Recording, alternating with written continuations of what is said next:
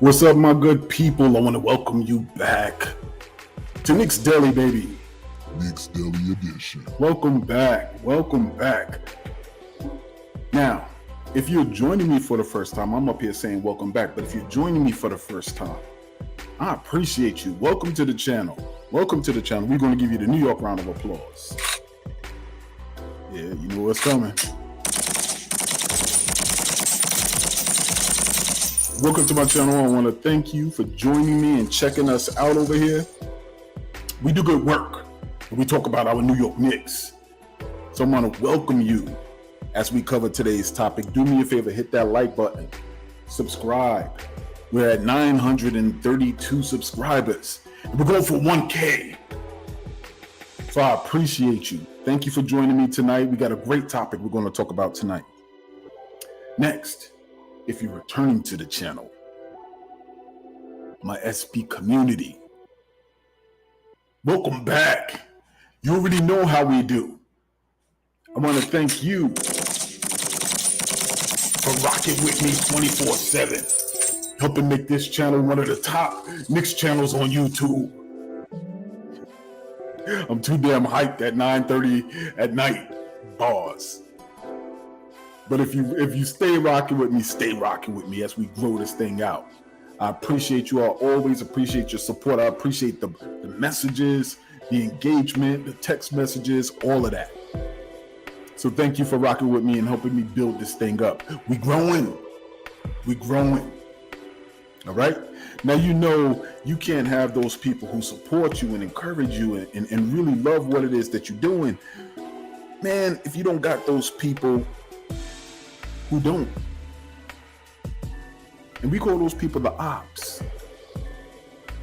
So if you're in the channel, you're in the comment section, commenting and sectioning, guess what? You rocking with the best, baby. And we see you. We circling the block, we spinning the block. Be careful. Front or foe, we want the damn smoke. Okay? So you welcome here too. If you're a fan of NBA basketball, then you are welcome here.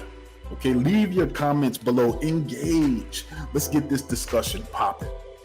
All right? But before I go any further, let me encourage you all. Check out the socials. All right?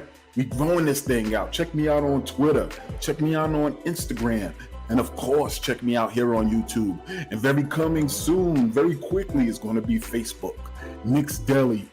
We are spreading out and we are taking over. Okay? So join me on those social networks as well. Let me give a shout out. Who's popping up in the comment section? Let's go. Jamesy Moy, let's go.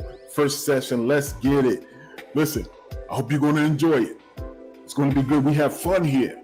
Do me a favor and engage. This is not just me talking at you, it's talking with you. But I want to welcome you up. Katie community member, my number one stunner, Blaze 1 BX is here. What up? What up? Let me give y'all the proper welcome here at Knicks Daily. Everybody eats. Everybody eats here at Knicks Daily. So I have an exciting topic that I want to talk about tonight. All of these rumors going around. Twitter is set ablaze. Knicks Twitter is going crazy. Knicks fans are getting at the necks of other Knicks fans, talking about what you talking about. You want this guy. Knicks fans are crazy. Just stay on the path. And then you got other Knicks guys who are just like, listen, we built this thing up for this very type of moment. When we look at an opportunity to add a piece that can help us take this next step and be dominant over the next 5 years, 10 years. So what do? What do we know? Julius Randle is doing this thing, having great interviews. It was a decent interview, but there's a lot of great content in there, especially at this time of year. Okay? But I love the way he answered the questions. Check out that other video I did. My reaction to it is it's not going to be, the high quality of this one in terms of my sound, but it's phenomenal. It's phenomenal reaction. But tonight, this session is going to talk about who's the perfect match for Jalen Brunson. I asked, What do we know about the New York Knicks? What we know about the New York Knicks right now is that they have a star point guard. The New York Knicks have a star player. And I'm saying star being humble. I'm saying star being nice. Because I think the point guard is a superstar. And he's one of the pieces that the New York Knicks' decision to go after and pursue was counter to what a lot of experts were predicting. They thought he was a backup. They was just like, you know what, he's playing next to Luka. Basically, they were saying he was riding Luka's coattails. And the New York Knicks then went out and gave a max to a non-max player.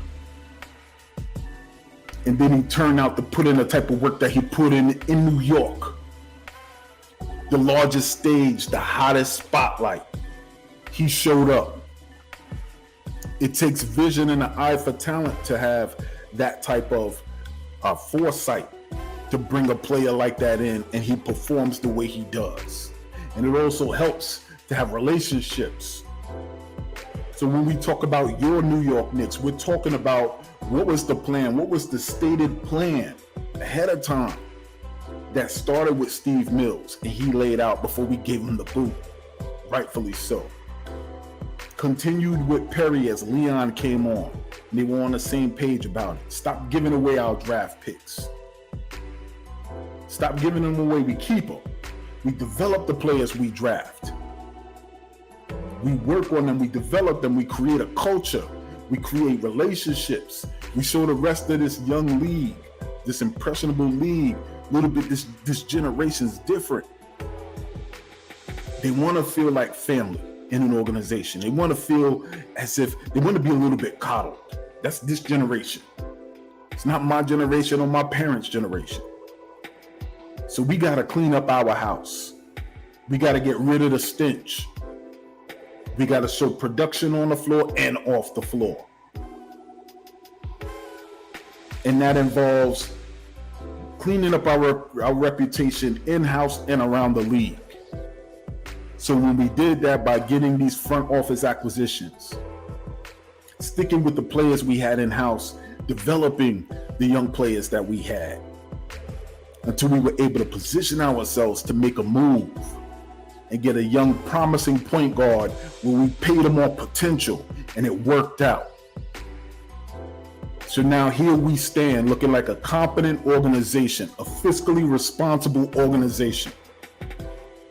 An organization whose soil is fertile to grow a star or plant a star and watch him grow in the Garden of Eden, Madison Square Garden, the Mecca of basketball. So here we are, having planted a potential star.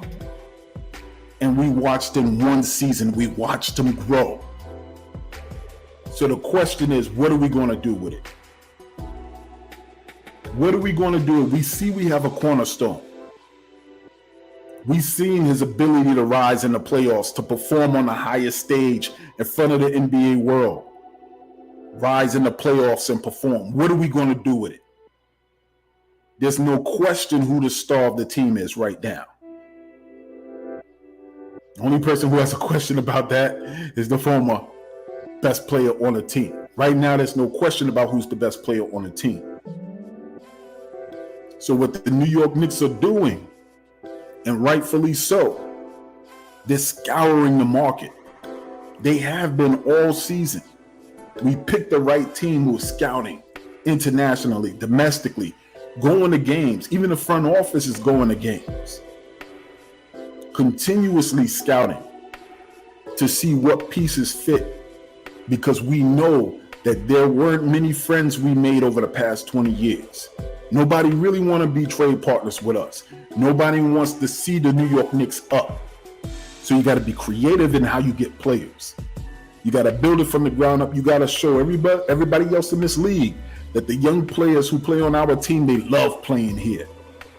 They love the pressure, and they could produce. Now we got the eyes of the NBA world on us. What are you going to do? And the right thing to do is figure out who's the perfect match for Jalen Brunson? Who is the perfect match for your star point guard? And this is what we're here to talk about today. That was extra dramatic, but I don't care. This is what we're talking about today. If you've been familiar with my channel, you already know who are some of the pieces that I have no problem looking at. I do think it's time to move on from Julius. I apologize for my Juliusites here on the channel. I apologize. Sorry, bro. Sorry, bro. But Julius got to get the hell up out of here. He got to get out of here ahora. Not now, but right now. I'm torn with Julius, man. I really want Julius to win, but every time, I figure out a way to cheer for him and get my spirit right to be able to support this man, something always seems a little bit off. It's just time for us to move on. But you can't get rid of a player of that caliber without bringing a player who can, replace those points, those rebounds. This man is a Swiss Army knife. But I don't want to get off track. So what I want to do here today is I want to look at who are those main names that have been floating out here that we're talking about as possibilities to pair with Jalen Brunson. Say what you will about those Denver Nuggets, but you got to call them champions. Call them boys champions right now.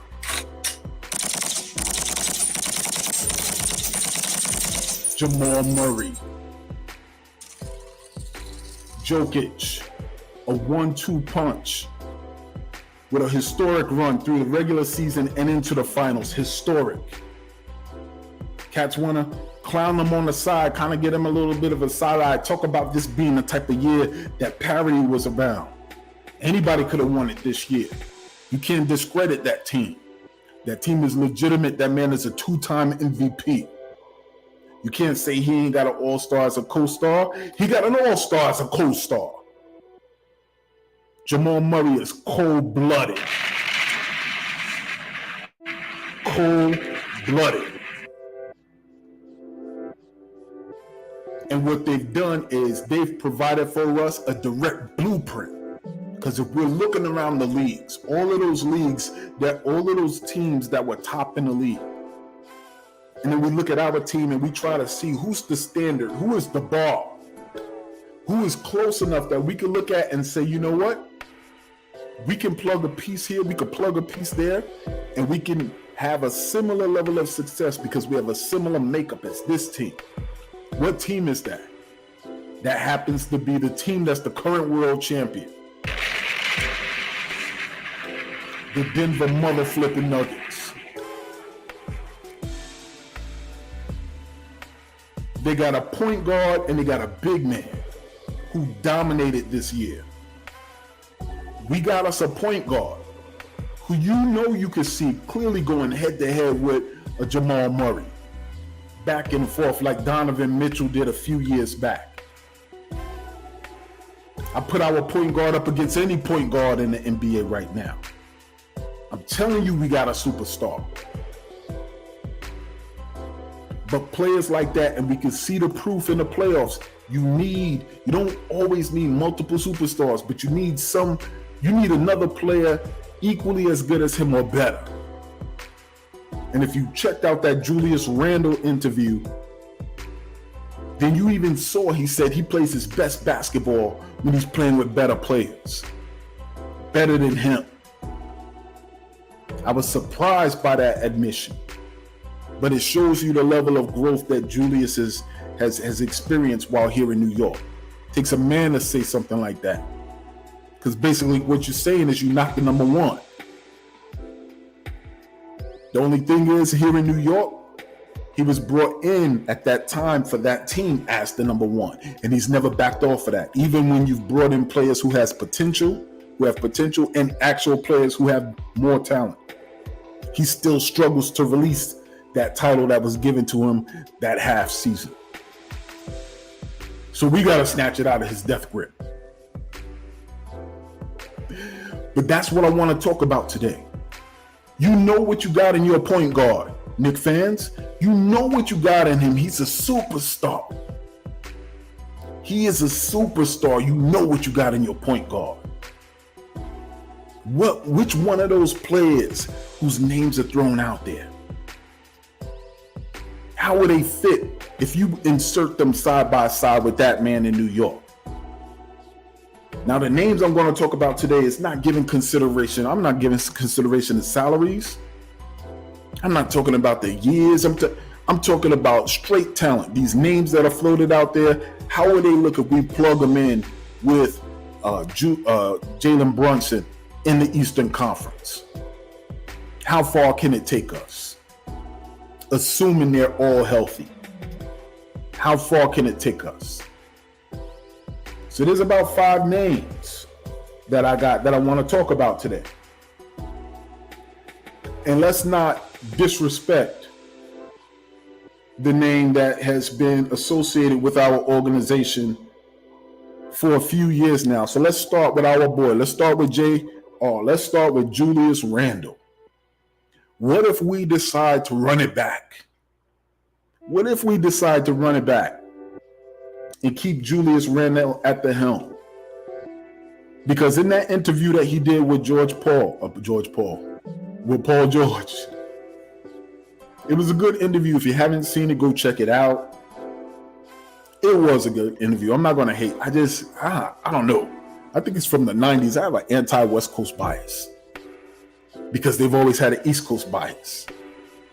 All right? And you could tell Paul George and Julius, they was on that West Coast vibe. Julius had, he had the fit on that was real West Coast, even though he threw on the New York fitted. I think somebody said Steve Stout must have saw him and was like, "You put the fitted on, put the New York fitted on, because Knicks fans are gonna go crazy." You put this fitted on. That's what it looked like. But in that interview, it was great. It talked a little bit about, he had Julius talking about his experience in New York, and playing in New York. And it takes a special type of player to play in New York.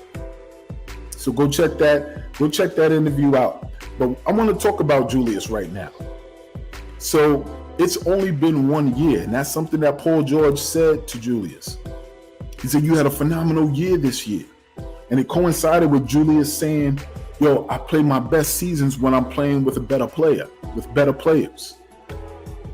So that admission to me was everything, because it was like a tip to the hat that JB came in and it was us from the beginning. I finally had a player who I could rely on to help carry the load. He said that. I finally had a player who I didn't have to do everything. And he had the type of year that he had. Yes, there was points of frustration. Yes, he didn't show up the way we would have hoped he showed up in the playoffs. Yes, all of that is true. Yes, this is the second time in 3 years he did that. Yes. But this is the first season he's had a point guard.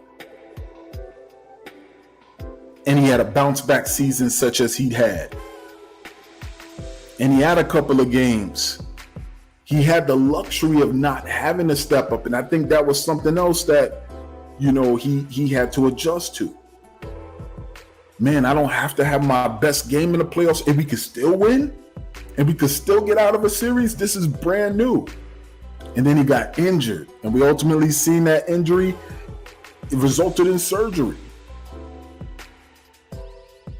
So, ladies and gentlemen, has he been given a fair shot to see how far he could take it with a point guard now?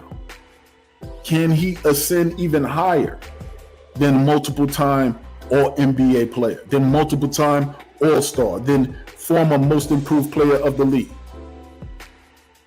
Are we not letting Julius cook? Is he the best option to be side by side with Jalen Brunson to lead the New York Knicks over the next 5 years? We know what he brings to the table. The man is relentless when he's attacking the basketball, or when he's attacking the basket. He's relentless. He drives the basketball with force every time he goes to the rim. There's no denying that Julius Randle is a skilled basketball player. His versatility is rare in big men in this league today. Not many power forwards who fit the basketball profile of Julius Randle. We can't argue that. He's an and-one king, which means he finishes through contact. He's gaining that level of confidence that veterans gain when they've made a couple of evolutions, a couple of rotations around the NBA world. So they have this rhythm of what to expect. They can see when a young buck is nervous. And that night, he even mentioned it. That was a great point. Y'all gotta go check out this interview. He said, Jaren Jackson from the Memphis Grizzlies. He said, prior to them having a game, they happened to be in a weight room together. You know, the Jaren Jackson was working out with his trainer or his boy, and Julius was working out on his own within the same space. And he said he heard Jaren Jackson say, "Man, I'm dead tired, bro." And Julius said he was eavesdropping on the low. He said he heard him. He said, "I'm gonna tear his ass up. I'm gonna tear his ass up." And he said he went out there and he gave him the business. Just because he heard him say that while he was in the same weight room. That's experience that comes with being in this league, several rotations, playing with a GOAT like Kobe Bryant, playing with a star player like Anthony Davis, veterans like Derrick Rose. Those are the tips, tricks of the trade that you get when you've been in this league and you have that experience. Now, what happens when you play with other players who are on the same level, who have that same level of guile, like a Jalen Brunson has? Then you have the type of season that Julius Randle had this year.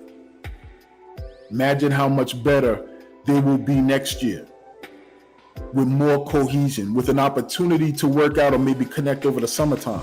We ain't losing to no kids or no pickup cats off the street like we did in the summer pro leagues last season, when Jalen Brunson just arrived on the doorstep, didn't even unpack his bags before he called them and say, "Yo, let's run with these cats.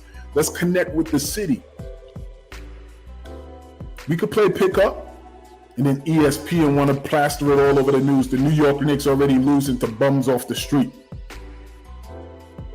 That's not going to be the case next year. Who knows? Julius Randle may go on an MVP type of tear next year because he has a point guard and he has a team full of young players who have another year of experience. So do we move forward with this man? Do we move forward with him? The man has, ball handling skills, just not on that spin move. But there's no question that man historically has helped us move the ball around. Sometimes when he first got here, we give him the responsibility of being the point forward. He has versatile basketball skills. He was a top player coming out of high school for a reason. He was a top pick in this NBA draft, not the number one pick, but I think he was up there. I think he was the number 2 pick. He is no slouch. Now, if we're talking about areas of improvement, if we're talking about weakness, stop trying to clean it up, Shia. I know. Stop trying to clean it up. I know. The man got a low basketball IQ. I said it.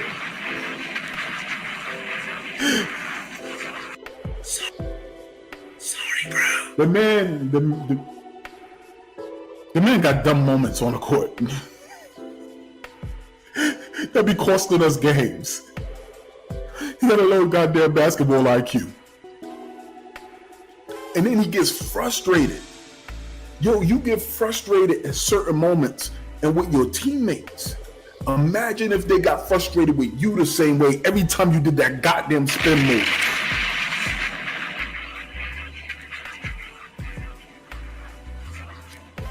know where Derrick Rose is from. Imagine if he got frustrated with you.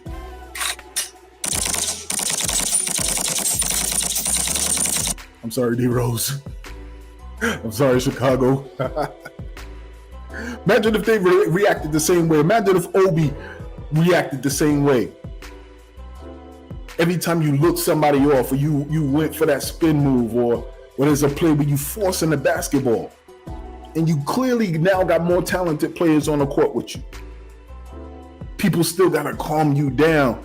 We disguise it as passion. Come on, man, you're a man. Have some type of self-control. That's the thing. That's the point of frustration Knicks fans have with you. He said it in that interview. He runs up on the street with fans, and it's all love. And I don't doubt that, because we know basketball. We know basketball. It's going to be all love. But don't get it twisted. New Yorkers will tell you, yo, bruh, you've been doing good ever since you got rid of that goddamn spin move. Fuck that spin move. Gotta be cursing on here. Gonna get demonetized. I ain't even making no money. So that's what we have with Julius. Gotta give him the respect of having that number one spot and being the person we consider. Do we turn this thing around? We see how quickly the narrative can change when you're looking at Jokic. When Jokic got drafted, they started comparing him to Jahlil Okafor. They say he wouldn't be better than him. And then when he started getting better than him, they compared him to Kristaps Porzingis. He ain't going to be better than KP.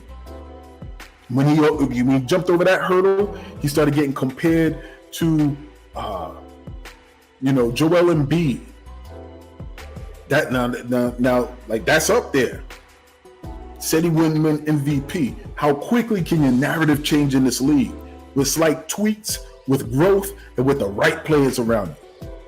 And a little bit of luck. So number one to consider, is it a perfect marriage with Jalen Brunson and Julius Randle? Throw your ones in the comment section in the chat if it's a yes, throw your twos if it's a no. All right, so Julius Randle is out of the way. The next person I want to bring up is probably going to be a little bit of a step back, and I ain't going to spend too much time on him as well. Actually, let me do this the right way. So we talked about Julius with the Knicks. Next person I want to talk about is Jeremy Grant. All right? Jeremy Grant, at some point in time, his name was floated about as a possibility, as a unique, creative possibility to add to our roster. Sometimes you don't need to hit a home run. You can hit a single, you can hit a double. You can add to this piece, you can add to the momentum, continue to cook this meal and add additional ingredients. Jeremy Grant is a Swiss Army knife, allegedly. Now I'll be lying to you if I told you I was really well versed in Jeremy Grant's game. I had to go online. I had to hit up the tube and check this man out. I had to. And from what I could see, I knew that we looked at trying to get him before he even went to Portland. He was out there. And I think he was in Detroit. And he really, I think he got traded to Detroit. And he showed out. We had his brother, if I'm not mistaken, his brother was on our team for a year or two. But when he was in Detroit, he really showed the talent that he had. He's long, he's tall, he has an ability to hit the jump shot. He can stretch the floor. Most of the highlights that I was seeing had him parked behind the three-point line. And I made a note here. To me, it looks like he does Obi Toppin better than Obi Toppin is doing Obi Toppin, now that Julius is still in front of him. But Jeremy Grant looks like the type of player Obi would be if Obi had an opportunity to have more minutes. He'll have more opportunities to put up that three-point shot. He may get a better rhythm. He may make more of them. I was looking a little bit for defense. I didn't necessarily see the clips that I was watching. I didn't see much defense. And let me know if I stand corrected, if Jeremy Grant is a defensive type of player. Because I'm thinking in looking at who we're bringing in, if they don't play much defense, they got to be a mother flipping beast on the offensive end. Because whoever we add, I want to dominate. Whoever we bring together in this holy matrimony in the Mecca, we need to be goddamn dominating. Brunson is entering his prime. He's ready for a partner to help dominate this thing. So I want to bring in somebody and we're just going to be run of the mill. I'm tired of the fourth and below seeds. I'm going to be top tier in this goddamn conference.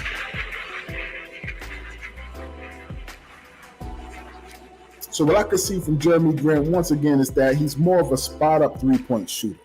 All right, highlights. Everybody looks good on highlights. So I didn't look at his percentages, but he looks like that's the type of player he is. I like his size. Pause. I like his size. I like his length. Pause. This is a New York show. Not going to be many more of those, but I know you're already going to say pause inside the chat, so I'm doing it beforehand. But he looks like the type of player that might be a good piece for us, but when they say not really move the needle, I don't think he's going to have a Draymond type of effect if he comes to us. He would just be a nice piece, but he doesn't look versatile. You know, I'm not confident in his handle. I'm not confident in his ability to drive the basketball. Seems like he only takes those opportunities when the lane is wide open. If we're comparing Jeremy Grant to Julius, clearly Julius is a better player. So I don't think we should go the route in getting rid of Julius and not bringing somebody who is just as good or better than him. So I just honorable mention Jeremy Grant because his name was thrown out there. I think if we have an opportunity to wait and hold off, if it's Jeremy Grant or waiting, I would wait. That's just me. I will hold off and wait. All right.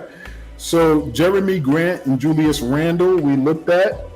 What do you guys say? Do you think Jeremy Grant is the perfect match to put side by side Jalen Brunson and make whatever necessary moves we need to make with our current roster? You let me know. All right.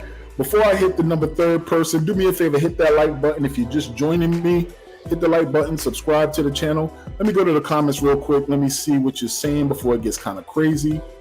My guy James, he also says, I need that KP reunion. Listen, we might got to talk about it. My guy Gideon G Money is in the house, says salute everyone. What's up, G Money? Salute to you. Ray Gomez, shout out to you, Ray Gomez. He's in the house. He says Randall wants to stay with the Knicks. Randall thinks he's good. Randall is not good. Low IQ, doesn't watch films, cannot dribble, turn the ball over. He seems to be done with Randall as well. He also continues to say Randall gets frustrated. Low basketball IQ. Draymond Green, high basketball IQ, doesn't get frustrated. Team player, please, hard, just plays hard. Plays hard just like Julius. Randall is not that good. We hear you, Ray. We hear you. Rush says, no, Denver. That's when he showed the talent that he had. Oh, no, Denver. That's when he showed the talent that he had. All facts. All facts. So since you brought up Kristaps Porzingis, we will go into Kristaps Porzingis. All right? Is Kristaps Porzingis the perfect match to put side by side with Jalen Brunson? Let's look at it.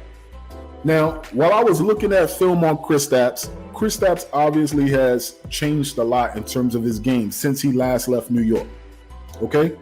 Several things that makes me think Kristaps Porzingis might be a really, really great option to slide in to New York's roster and really kind of make a difference in where we move. Will he put us in the stratosphere of 1 through 4? I don't know. I don't know. And if I don't know, then how is he a great option? Well, I'm just looking at the film. Once again, highlight videos of his plays, his top plays this season.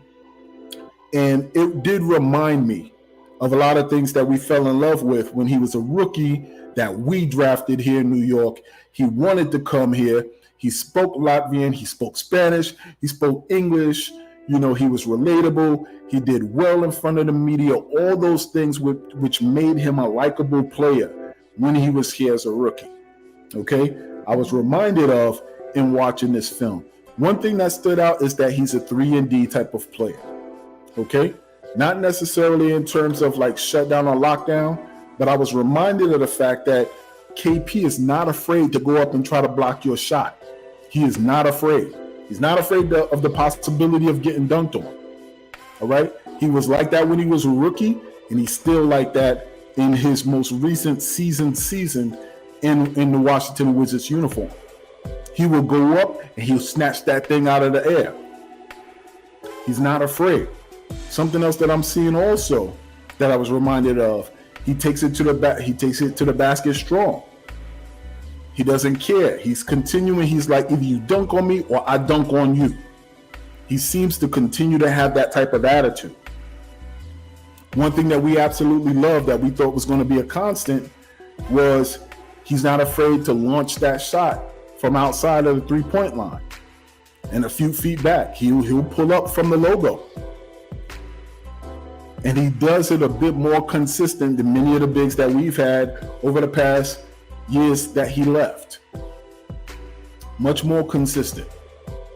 So not only is he a 3-and-D player, he's unafraid, you know, to be around the basket. He even has added a little bit of seasoning of post game to his game. So he's confident now. And even when I saw him in an interview on NBA TV, and he was talking to Isaiah Thomas, and he was talking to Steve Smith, and he talked about in his rookie season, Marcus Smart guarded him, and he said Marcus Smart got like really into him, like on his legs and everything. He said he couldn't do nothing with him, and he's 7'3", and Marcus Smart was super small, and he said he learned from that. Because Isaiah Thomas said, you look so much more comfortable and confident now holding the basketball. You know, he said, you don't run from it. You step into it. It's almost like you daring a little man like, yo, listen, I could shoot this ball right over you.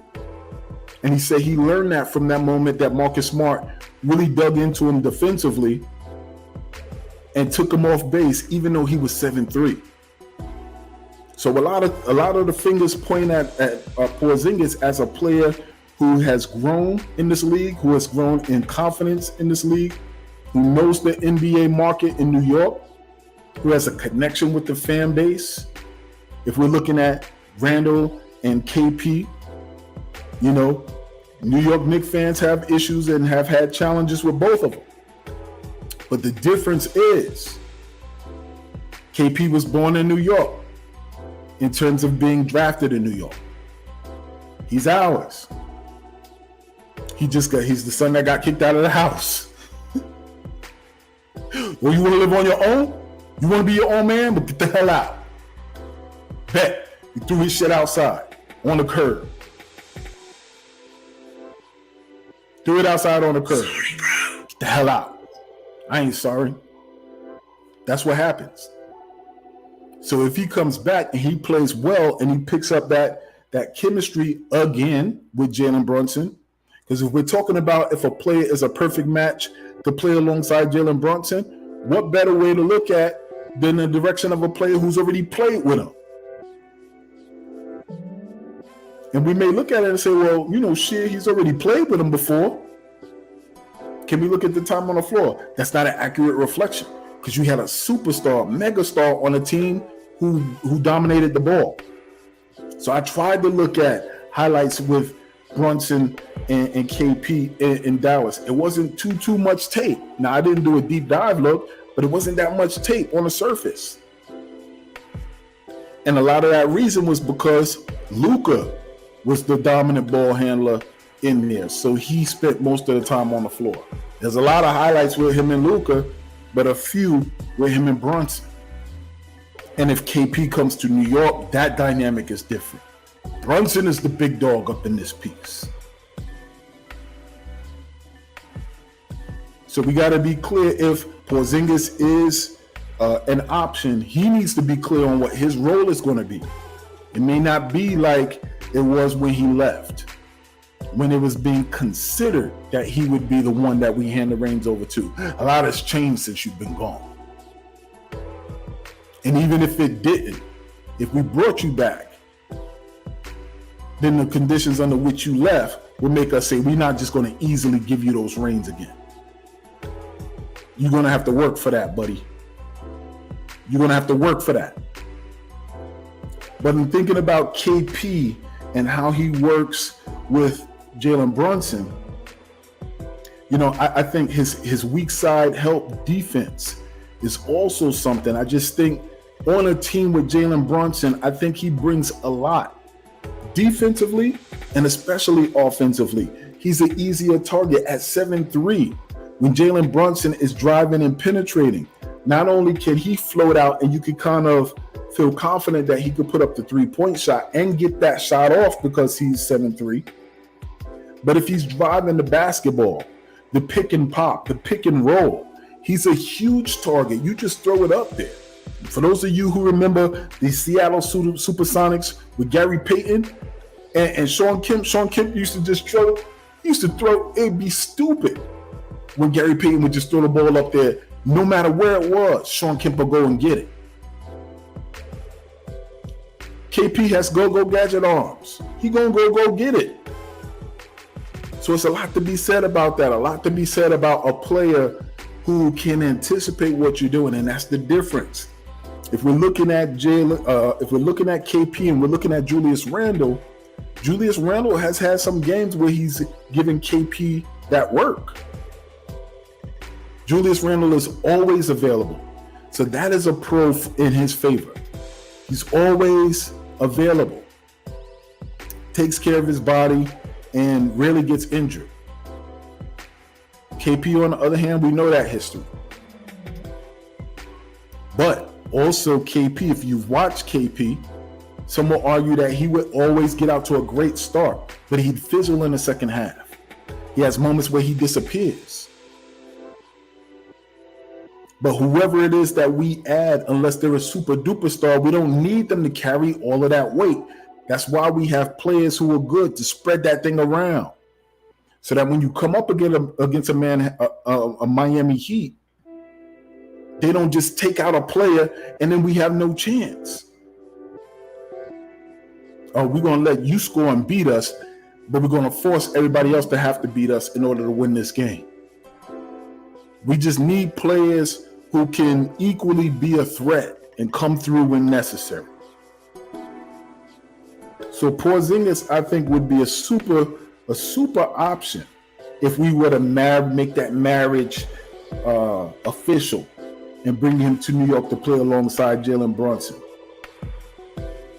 I think that they both present an obvious mismatch for each of their opponents. If it's Jalen Brunson at the point guard position or KP at the power forward position, almost every night he's going to come up against an opponent who is looking at trying to figure out how to stop him. And just like I talked about Julius Randle having experience being in the NBA, KP is at that point as well. He's probably seen every defense that you're going to get thrown at him. And last year, to the tune of about 23 points per game. In Washington, he showed what he's capable of doing at this point in his career. So, Kristaps Porzingis, I think he would be a great option, and he's a stretch five. And the importance of being a stretch five, and I love Mitch, money-making Mitch all day. I'm a supporter of Mitch. But when I say the benefits of a stretch five are that he would unclog the paint. And that's when you leave an opportunity for Jalen Brunson to continue putting pressure on the rim, to slice and dice, to do his unorthodox, off the wrong foot, hesitation dribble, that floater, he would cook in the lane. RJ Barrett would cook in the lane. Them lefties will be going crazy. So Kristaps Porzingis is number 3. He's the number 3 option that I had, as someone who, really would slide in and be a perfect match for Jalen Brunson alongside Jalen Brunson to help us go to the next level. All right? So if you agree about Jalen Brunson, if you agree about Porzingis, put your KP in the chat. Put your KP in the chat. Okay?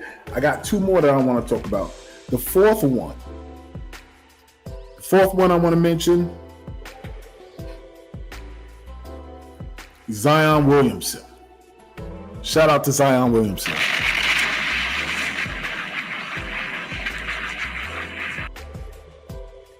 Nah, son, nah.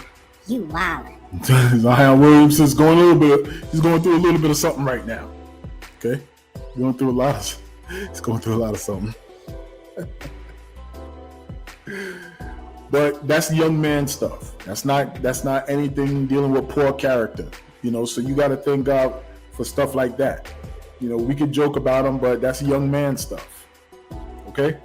But Zion Williamson, once again, not necessarily giving consideration to injuries, assuming everybody is going to be healthy. Okay? The possibility of bringing in Zion Williamson and putting him side by side with Jalen Brunson, to me, is probably the most exciting possibility of all of the ones I'm going to mention tonight. I already talked about Julius Randle. I already talked about Kristaps Porzingis. I already talked about Jeremy Grant. But if we're looking at putting Zion Williamson in a New York Knicks uniform, that is the most exciting prospect for me for several reasons. I have family members, many of which will watch this video, who's just like, yo, shit, why you so stuck on Zion Williamson? That man can never stay in shape. He always getting injured. You're a Duke fan. You saw him getting injured in Duke. The man's shoe exploded on him. Why you keep having this cat? Was your heart not crushed enough when you didn't get him in the draft? Why you keep trying to go after this dude? He might be Eddie Curry. He might be Oliver Miller. All the skill in the world, but eat himself out of the NBA. Throw a thumbs up in the chat if you remember Oliver Miller. That man was like 400 pounds in the NBA, still giving people work on the post, still hitting 3-point shots. Why are you so fixated on Zion Williamson? Well, first and foremost, you should listen to me because I am a Duke fan. I did see the cat play. I remember when the class was super talented with Cam Reddish, RJ Barrett, Zion Williamson, and RJ Barrett was the number 1 done data coming out of high school, supposedly to be the number 1 pick. I remember the conversation they said they had when Zion was considering coming to Duke. He said he had a conversation with Coach K, and Coach K said, if you come to Duke, I'll figure it out. I'll figure out how you guys could play together because I was a coach for USA basketball. If I could figure out how to have Kobe and LeBron play together, I could figure out how to have you, RJ, and Cam Reddish play together. So when you talk about how it would be different if all of a sudden young Thanos snapped his fingers and he found himself in New York, how is it going to be different? He's in New York. It's so many more distractions. Well, first off, he needs a coach similar to the coach he had in college. A coach that's going to be hard driving, a coach that's going to have a level of expectation for him, but a coach that he respects. And he will respect this coach because his best friend or his good friend is on the team, has been drafted to that team. And his good friend respects that coach. He's going to come to a team where everybody in the locker room has respect and veneration for Tom Thibodeau and that style. Everybody's a worker. Say what you will, he was dominant in the college basketball scene because he was in shape. He was still eating like a kid, college kid eating, but he was in tip-top shape because that program made sure he was. And he was happy.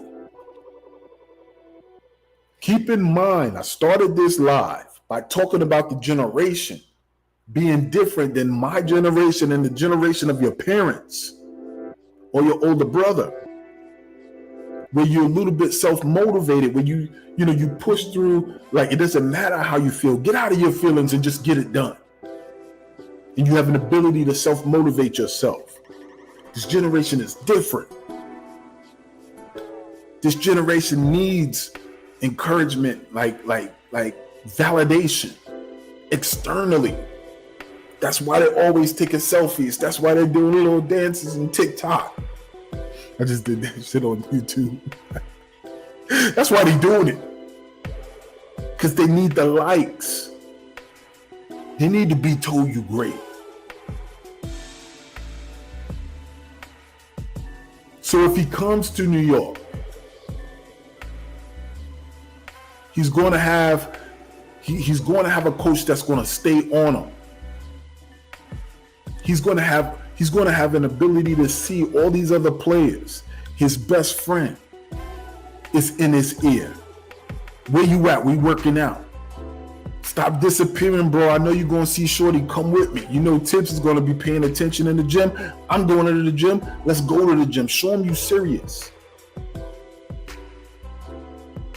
We on the brightest stage right now. You ain't in New Orleans.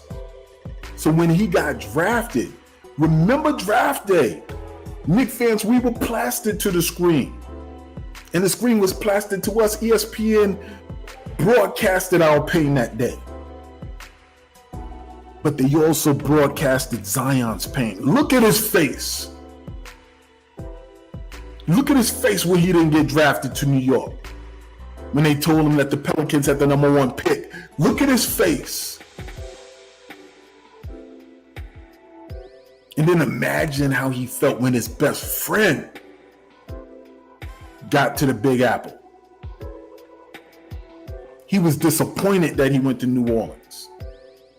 They put that microphone in his face and was like, how do you feel? You know, you got beignets. You going to New Orleans.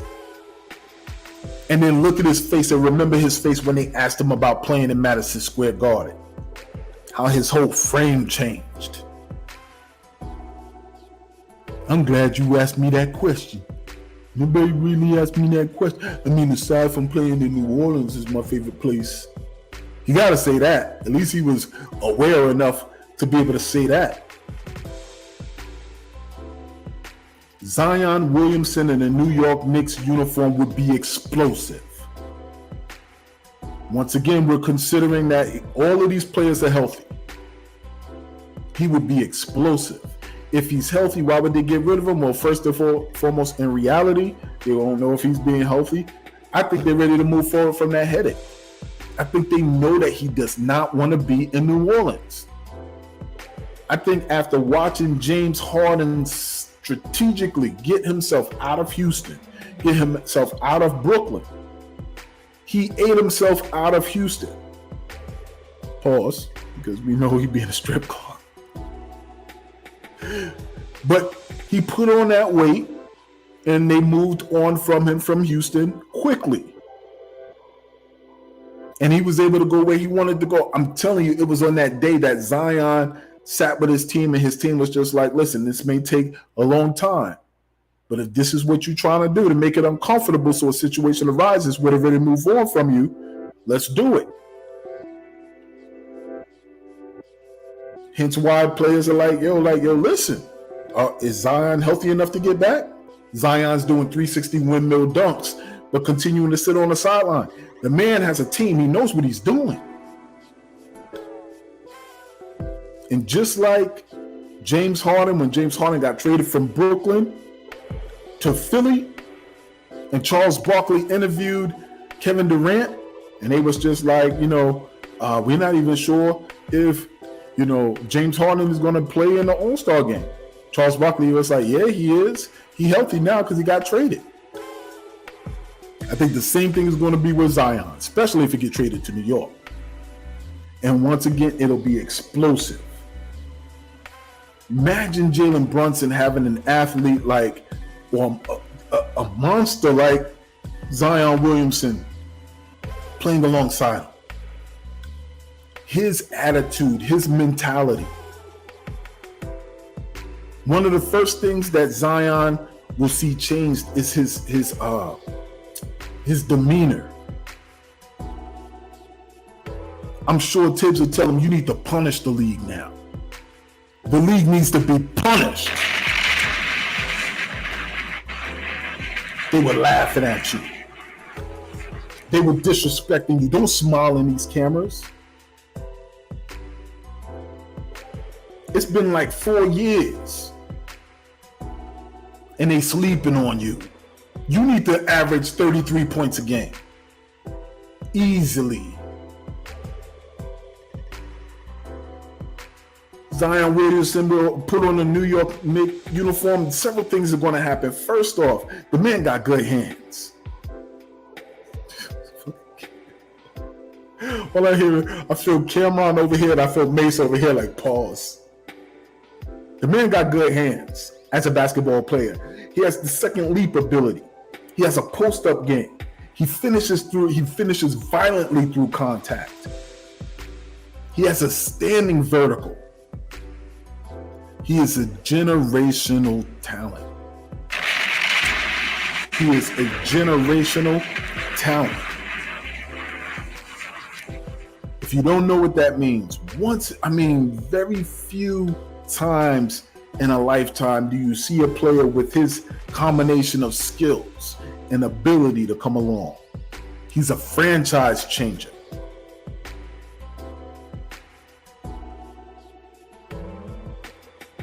If you put Zion Williamson in Madison Square Garden, having made the playoffs alongside Jalen Brunson in a New York Knicks uniform, opponents ain't going to want to come play us. They're not. I was here when Patrick Ewing and those New York Knicks rattled off 23-25 straight home wins. Nobody wanted to come to the Garden. They knew they weren't winning games. That's the level of fear that we need. Once again, we need to dominate. I don't just want to win. I want to dominate.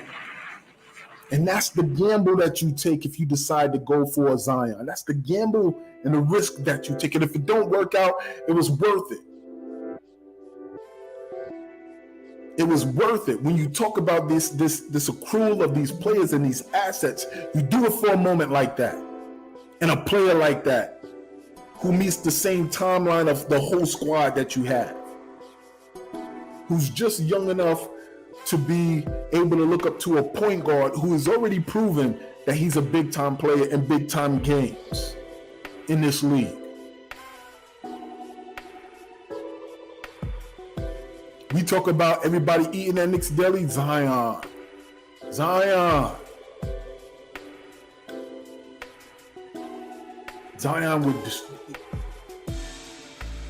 would have the challenge of getting himself right. But I think he would be in the environment that he wants. He would have the support that he needs. They're already saying he has no connection with his team in New Orleans. That his relationship with the team and his teammates is professional. It's just a job for him. Just like it feels like it's just a job for Julius. I know he lights up when he talks about the idea of winning in New York. But when you think about just his body language with his team at certain moments, that's the points of frustration that we have. He seems like an outsider that comes in to do his job, and he does his job fairly well, and then he goes home. There's not that connection that we sense. It's not that energy, that spirit. New York is all about that. We can sense if you feeling us, if you with us. Carmelo Anthony was from Baltimore. You can't tell me Carmelo Anthony ain't New York. He ain't New York energy. We sensed it from day one. We don't sense it from Julius. I think Zion will come here adopted, and he will punish the league because he'd finally be where he wants to be, who he wants to be with. Now, I think that spotlight is bright. And I think if stuff hits the fan, he's going to learn very quickly. This is the big league. This is Gotham City. You Superman, you Thanos. Well, that's what you need to live up to. You fought to get here. Don't complain now, Julius with hops. Don't complain now, Julius with hops. Don't wild out. Come here and do your job. But if we have an opportunity and we position ourselves and we're successful in getting Zion Williamson to this team, it's going to be hard to deny us. It's going to be New York Knicks fans are going to be unbearable. We circling the block. We spinning the block. Oh, we circling the block and we spinning the block on motherfuckers who doubted us. This is an X-rated show tonight. It's late enough so the kids should be in bed. We're going to be circling the block on them. If we get that healthy young man here. Shout out to Clutch BBTV. B-Ball TV. He was like, he had a thick frame. He's athletic. That pause. Yo, Zion Williamson in a New York Knicks uniform alongside Jalen Brunson would be stupid.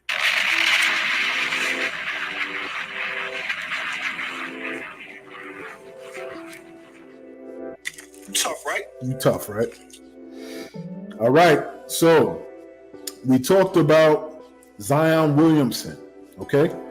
And the last name that I want to talk about as a possibility who could be that perfect match for Jalen Brunson is actually now my top pick.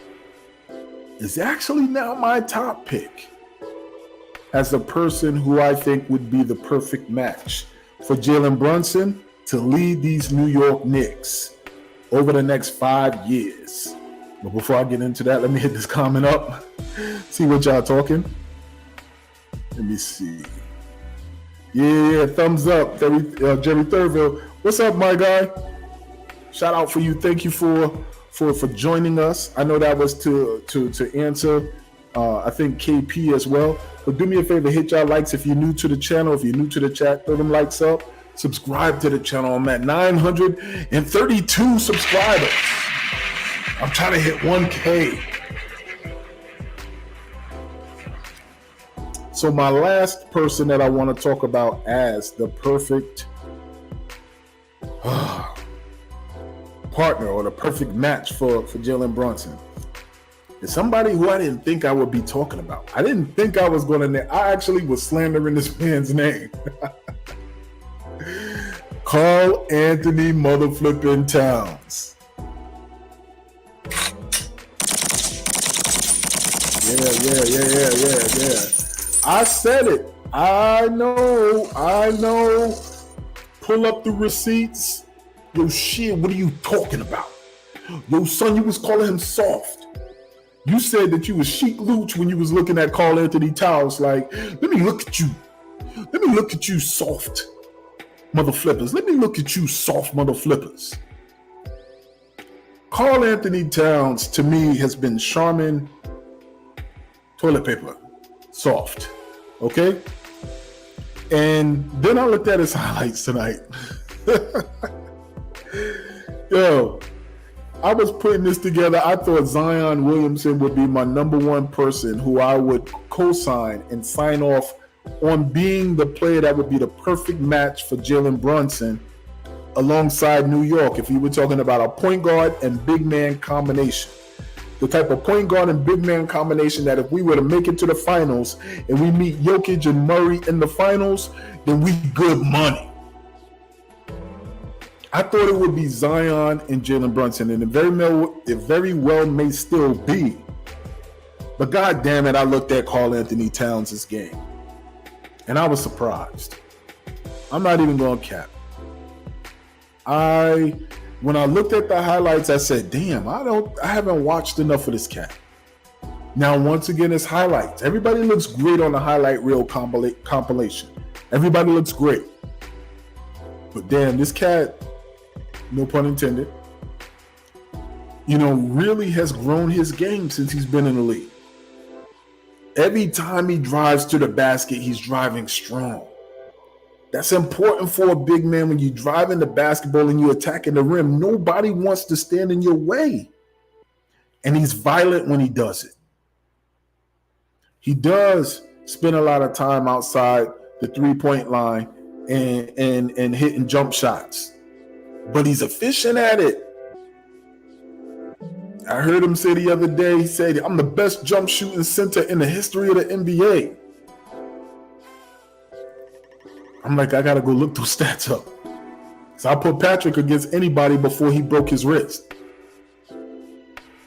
as a jump shooter in the league. Also, man, listen, you can throw David Robinson out there too. That's a hell of a statement as a center. But those highlights were impressive. And as I'm watching every one of these players' highlights, I'm just trying to picture with Jalen Brunson's style of game. And I'm trying to picture that player in the Eastern Conference. Karl Anthony Towns would eat in the Eastern Conference. I could foresee battles with him and Embiid in the Eastern Conference. I could see him along with Jalen Brunson battling James Harden and Joel Embiid or whoever, Tyrone Maxey and Joel Embiid. I could see that. Like, as I'm watching his highlights, as I'm watching his play style, I'm envisioning him playing alongside Jalen Brunson, and I could see those battles. I could see the teams that we're jumping over if he's that type of player. Trust me, I can't believe I'm saying it myself. Y'all already know how I was disrespectful to Karl Anthony Towns. I was calling him cupcake soft. He was charming soft. I was saying he just tries too hard. And I know he's from New Jersey. Sometimes he's just extra. But the man is talented. And as I'm looking at his game, these are the things I'm writing down. I'm like, he's versatile and he's also aggressive. So I admit when I'm wrong, man. I could be a man and say when I'm wrong. I'm looking at his game and I see that he is aggressive with his moves. He's good. He's a multiple-time All-Star. I believe he's made All-NBA a few times. In the Western Conference, that says a lot. He's good. I have here that he's a three-point shooter. He has a good basketball IQ. Some of the plays that I saw him making. Once again, everybody looks good on the highlight reel compilation. But it looked like he has a good basketball IQ, and I haven't heard anything saying anything opposite since he's been in this league. I think he has a well-rounded game that will fit in perfectly with Jalen Brunson. The only knock that I didn't see on the highlight reel, but I've heard often, is that he doesn't like to defensively be in the paint.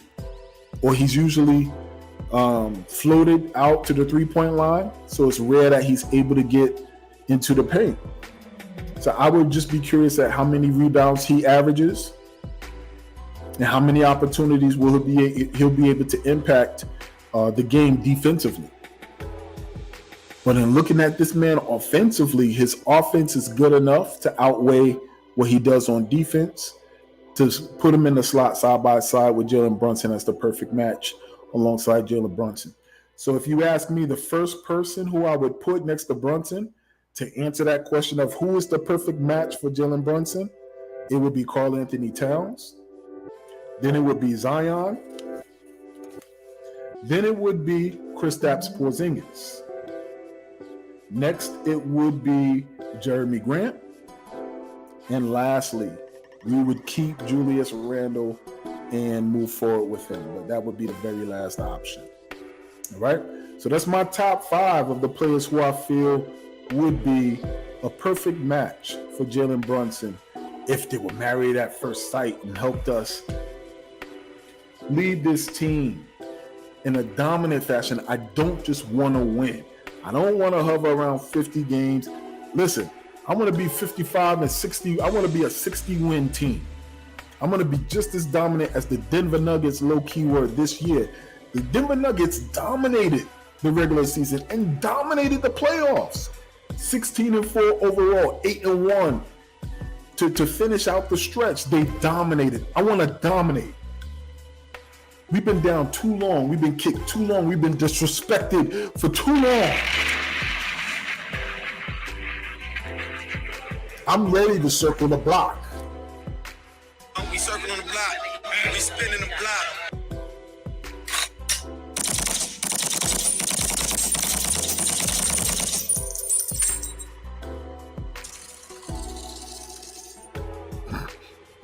I'm down to dominate right now. And I think those players can help us get there. All right? So what do y'all say? Who do you think would be a good match for Jalen Brunson if it isn't any of those players? Or do you think we should just stay on the path? Should we just stay on the path? I don't know. But what I do know is we can realistically have these conversations because our organization, our front office is in good hands. We've positioned ourselves fiscally to be able to absorb the hit. We've positioned ourselves financially and player personnel wise and contract wise. As we're signing these players, we're getting them to take unique stances in how they're signing their contracts, where it could be descending in terms of salary, where the highest form of salary is in the early part of the contracts and it goes down over time. Creative ways. That's why we have the cap guard on a team. That's why it was important for this front office to assemble the Avengers version of a front office that we have. That's why you got to give Dolan credit for hiring and then stepping back and letting them boys work. Come on, man. The New York Knicks are in a great position as an organization, and we're able to dream realistically about what we can do because we're in such good shape organizationally. You can't overlook that. You can't overlook it. Shout out to you, Ray Gomez. He says Karl Anthony Towns is another Randle. Low IQ. Doesn't play defense. Scared in the playoffs. Randle and Towns, same playoff average. They suck. Watch Towns in the playoffs. All right, I got to go back and look at the tape. And also, I realized that they are super good friends. Super good friends. So I might have to switch that. Now that I realize that, I might have to switch that and put Zion as the number one person. You know, that's a perfect match for Jalen Brunson. But I'm not even going to lie to you, man. When I looked at those highlights, bro, I was just like, you know, Karl Anthony Towns, bro, but yeah, he looked like he would be a problem for a lot of players in the East. And I would love to see him multiple times a year go up against Joel Embiid. I didn't even mention Joel Embiid because I'm not looking at that as a realistic possibility. I don't think Philly should ever move on from Joel Embiid. Joel Embiid will be that player that should stay in Philly, and he should be immortalized in Philly. But who knows? Who knows? All right. I want to thank y'all for rocking with me. I don't want to be on here for too long, but I just wanted to get on here and talk a little bit about that because, you know, Twitter's twittering, and the rumors are abound, man.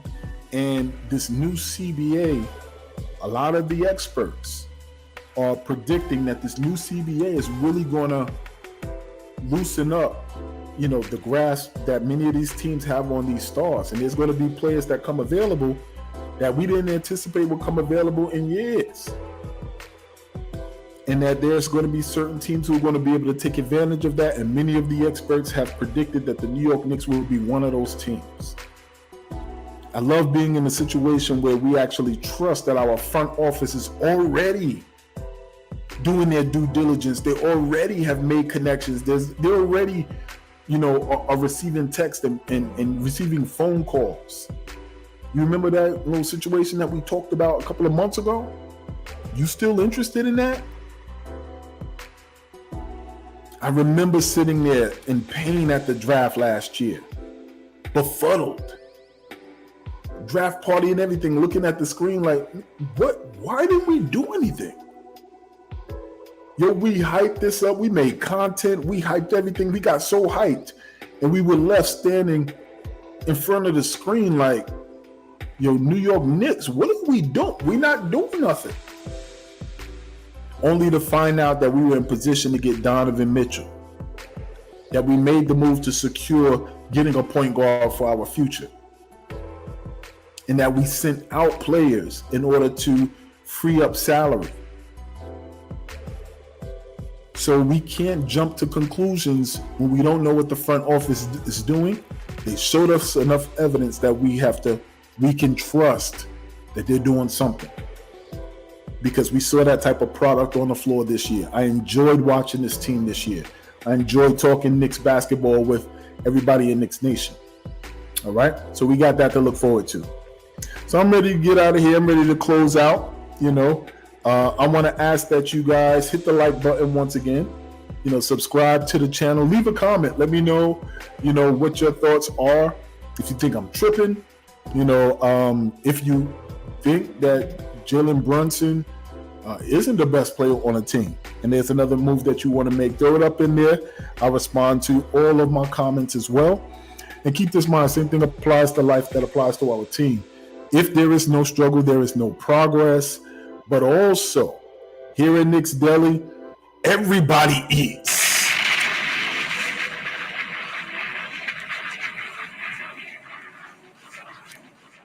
At Shea Brilliance Knicks. Peace. I'm out.